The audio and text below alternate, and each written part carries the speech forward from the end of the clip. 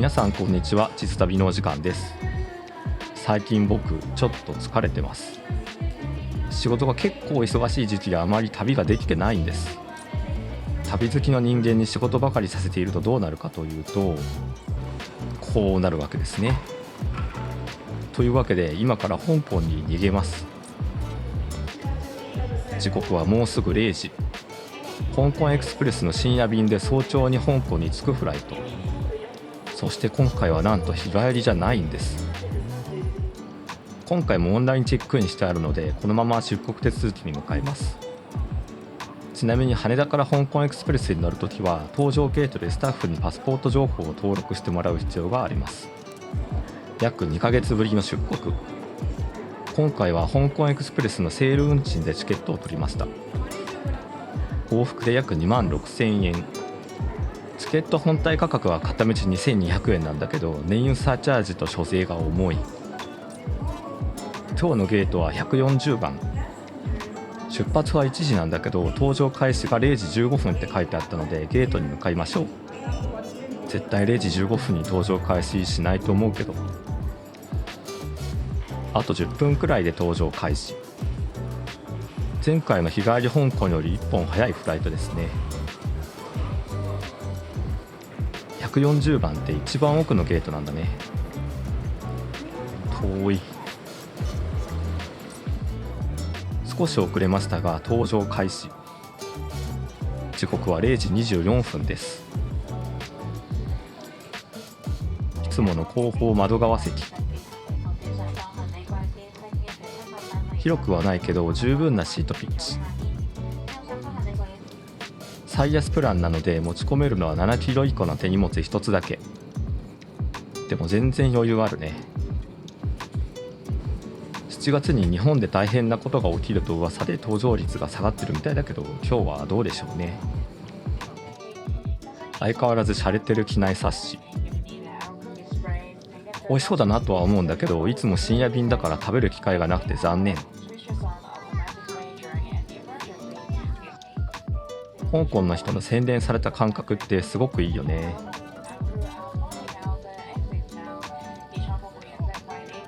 でもご飯は現地に着いてからの楽しみにとっておきましょ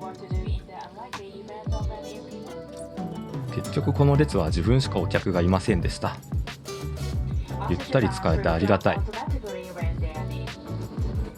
飛行機は予定よりも早く動き出しました。これから4時間の空の旅です。無事に離陸しました。現地到着は4時40分の予定。では明日に備えて少し寝ておきましょう。香港に到着しました。出発もちょっと早かったんだけど、そこからさらに飛ばして49分の到着。すごいんだけど、こんな早く空港に放り出されても困る。とりあえず入国手続きを終えて外に出てきました。時刻は4時20分。まだエアポートエクスプレスも動いてません。このまま少し待ってもいいんだけど、時間がもったいないので Uber で移動します。今日は休暇ではなく普通に仕事があって、ワーケーション的に香港に来ています。なので早めにホテルに着いておきたいところ。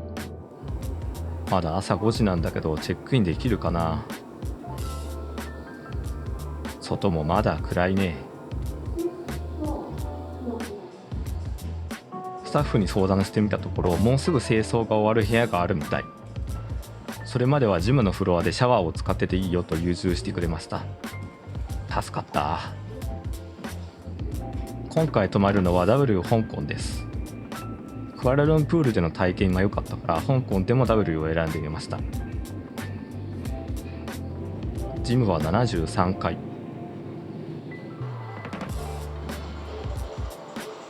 明るくなったら眺めもいいんだろうか。さすがにこの時間は利用者はいません。と思ったら宿泊客がやってきました。こんな朝からジムワークできる人なのでめっちゃ成功者のオーラを放っている。そうこうしているうちに部屋が用意できました。今日泊まるのはこちらのお部屋。W 香港では一番スタンダードな部屋です。アップグレードしてくれる予定だったらしいけど、僕が早く行き過ぎて普通の部屋になりました。眺めもオーシャンビューじゃなくてシティビューの部屋に変更。隙間からビクトリアハーバーが見えます。午後まで待てばアップグレードしてみたいだけど、仕事もあるのでここにしました。まあこれでも十分にいい部屋だしね。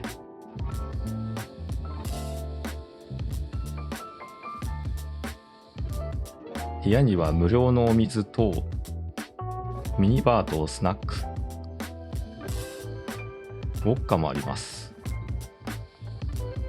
冷蔵庫にはジュース類とビール、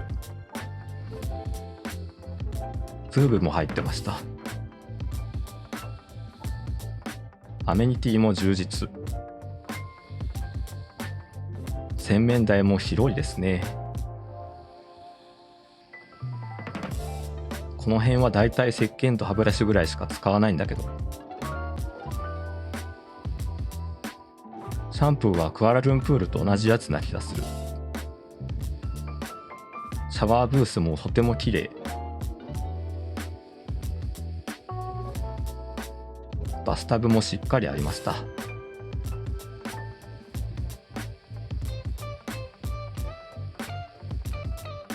じゃあ少し仕事を片付けてランチタイムになったら外に出てみましょう。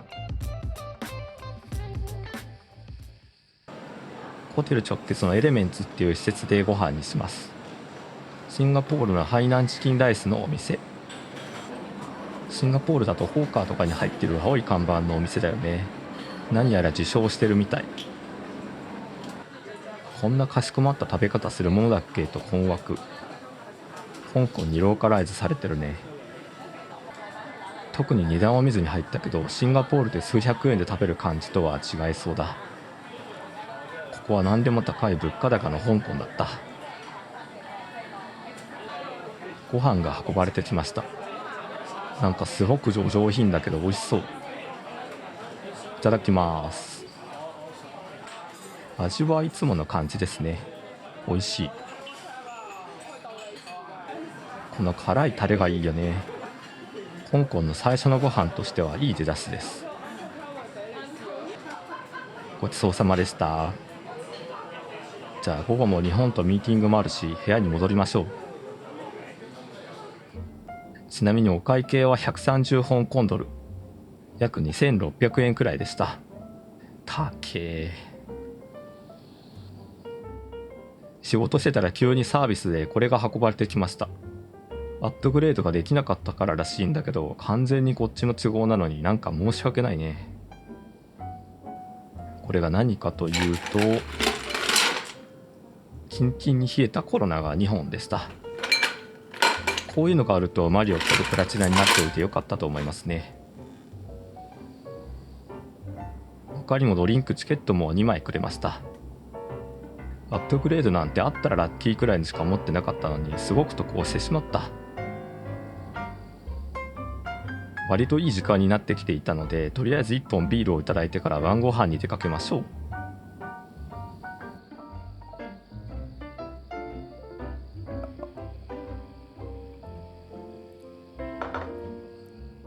キンキンに冷えててうまい。仕事終わりにすぐ非日常が控えてるのってすごくいいね。じゃあちょっと出かけてみましょう。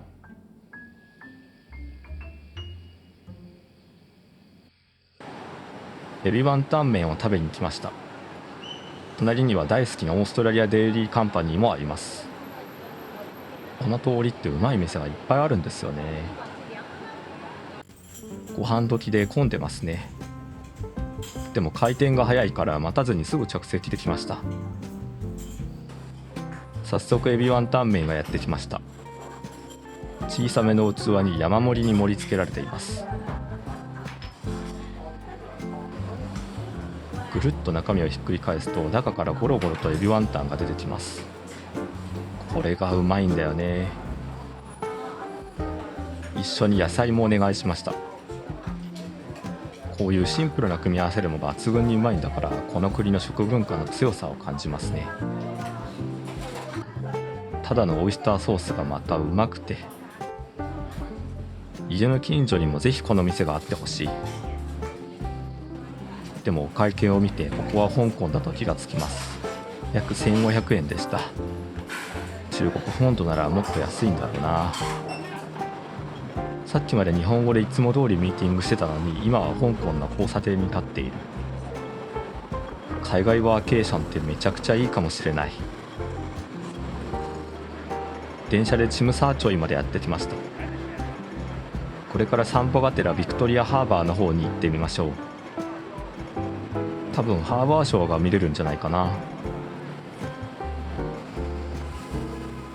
ビクトリアハーバーでは毎日20時になるとちょっとしたショーをやっています。今は19時30分くらいなのでちょうどいい時間ですね。相変わらず観光客で混んでますが、空いてる場所を見つけました。本当美しい光景ですよね。こういうのを見ると港町の暮らしに憧れちゃうね。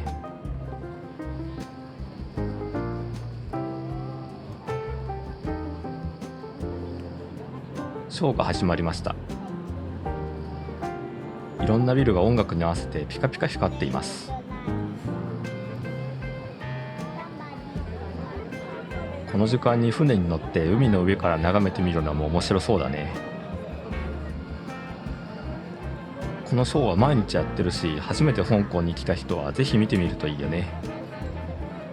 香港に来たって感じがすごくすると思う。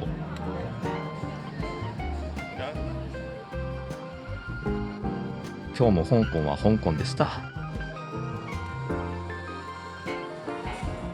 じゃあホテルに戻って溜まってる動画の編集でもしましょうかね。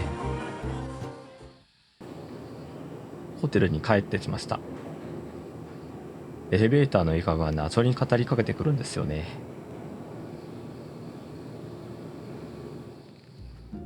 ただいま。なんかターンダウンサービスが入ったみたいですね。そんなものが入るとは知らず、パソコンとか出しっぱなしだった。カーテンも下ろされています。帰りにスーパーでアイス買ってきたんですよね。ドリアン味。果物のドリアンはタイに住んでた頃によく食べてたけど、アイスは食べたことなかったな。一応保険で普通のチョコアイスも買っておきました。ちゃんと美味しいかな。蓋を開けるとふわっと香りが漂ってきます。そこまで匂いは強くない。もうしっかりドリアンだ。じゃあ食べてみましょう。バターみたいな濃厚な口当たりは確かにドリアンっぽい。3口くらいで満足な味だ。どうしよう、この味もう飽きてきたかも。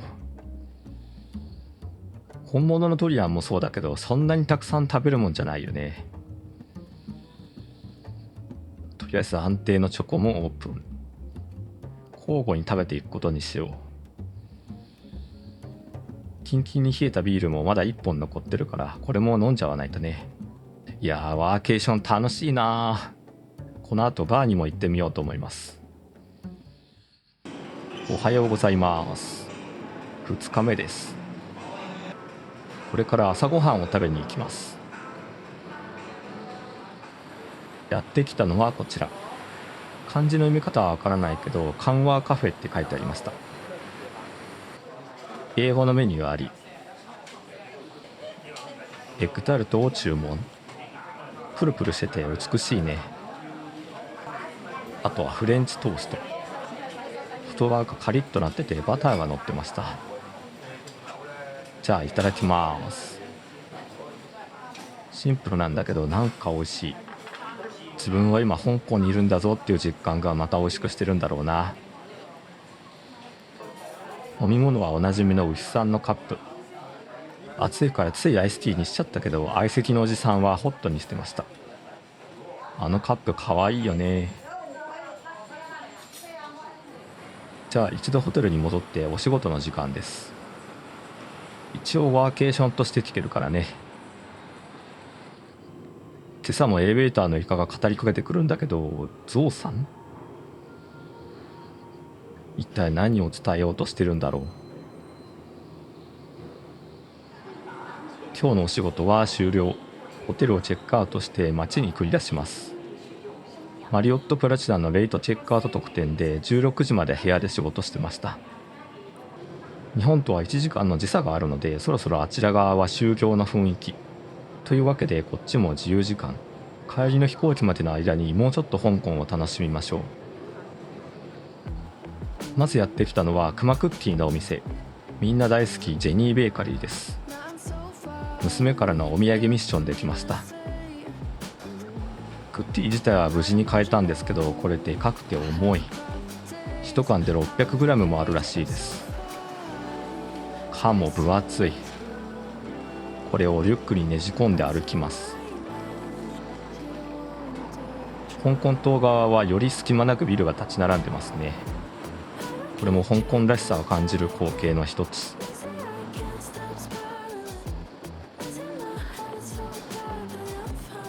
そんな街並みを縫うように歩いてとあるカフェに向かっています。香港でもトップクラスにうまいコーヒーが飲める場所。右側から山に登っていく道の途中にそのカフェはあります。その名もハーフウェイコーヒー。ここに来たらぜひカプチーノを注文してほしい。バリスタの腕はカプチーノに最も現れますが、彼らのカプチーノはいつも抜群にうまい。下手なバリスタには立ったことがないです。今日も美しいカプチーノです。一口飲んだ後の表面のツヤツヤ具合からすごく綺麗にミルクを扱っていることがわかります。元同業者目線から見てもこれはお見事。ここはカップにもこだわりがあって、オーナーが集めたといういろんなカップでコーヒーを提供してもらえます。すごい数だよね。お店のスタッフも気さくですごく好きなお店です。ちなみにカプチーノ1杯で900円くらい。コーヒーの値段は東京とそう変わらないんだよね。ちなみにすぐ近くにはカッピングルームっていうカフェもあります。ここは昔からの知り合いがいるお店。自分のお土産用にコーヒー豆を買いました。今回の香港旅の最後のご飯はこちら。ローストダックです。さっきのカフェすぐそばのこのお店。外から見てたら店員さんと目が合って入ってみました。値段も割と良心的。ローストダックライスにしました。タレの染みたご飯が美味しそうだね。スープ付きです。お肉は皮のパリパリ具合と味付けがいい感じ。でも気をつけないと骨を食べちゃうかも。これで1000円くらい。コーヒー1杯とそんな変わらずに食べられるという。骨を避けつつ食べるのはちょっと大変だけど美味しかったです。そういえば今回はトラムに乗る機会がなかったな。2階建てトラムは香港のシンボルともいえる存在ですよね。でも今日はそろそろ時間なので空港に向かうことにします。香港駅の地下にはデカデカとディズニーランドの広告が出ていました。香港ディズニーランドももう20周年なんですね。家族で香港に来るときにはぜひ行ってみたいですね。帰りはエアポートエクスプレスを使って空港に向かいます。1泊2日のワーケーションももうすぐ終了。香港くらいの距離なら深夜便で移動しちゃえば日中は普通に仕事できるから海外ワーケーションはかなりありでしたね。というわけで空港に到着。あと2時間くらいで搭乗開始のはず。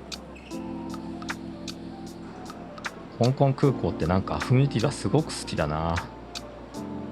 開放的でいろんなところに向かう人が行き交ってるのも楽しい。ちいかわのお店がありました。ちいかわ人気恐るべし。ディズニーランドのお店も発見。20周年記念グッズはせっかくなら実際に行って買いたいと思ったので、半額になってたチョコを買いました。中身はディズニー要素はあるんだろうか。じゃあそろそろ出国の時間ですね。香港はこれからも何度も来ることは分かっていても毎回ちょっと寂しい。出発は20時。あとちょうど2時間です。いつもは真っ暗な時間に来ることが多いけど、今日はまだ明るいから少し散策してみよう。とりあえず気になってたあの部分に行ってみることにします。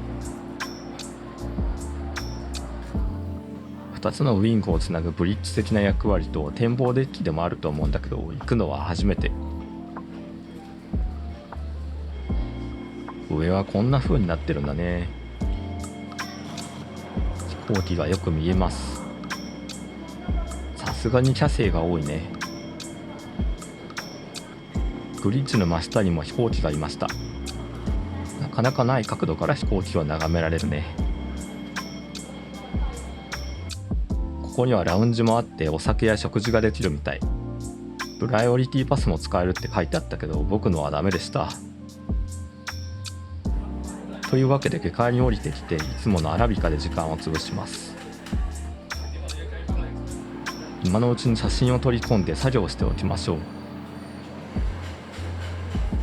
サテライトに向かうのでシャトルトレインを使います。香港エクスプレスはいつもサテライト。今日は202番ゲートからの出発です。シャトルトレインで5分くらいの移動ですね。202番ゲートに到着。そろそろ搭乗開始時間だけど、人はそんなに多くないですね。搭乗開始です。あっという間の香港でした。帰りも A321 ネオの綺麗な機体。いつもの安心感があります。今日はいつもよりも早い時間のフライトなので、羽田に着くのも深夜1時くらい。明日は普通にお仕事です。離陸していきます。バイバイ香港。わずか1泊のワーケーションでしたけど、かなりリフレッシュした気がします。これは台湾とか韓国でもできるか試してみたいね。というわけで今回の動画はここまで。ご視聴ありがとうございました。それではまた次の旅でお会いしましょう。さようなら。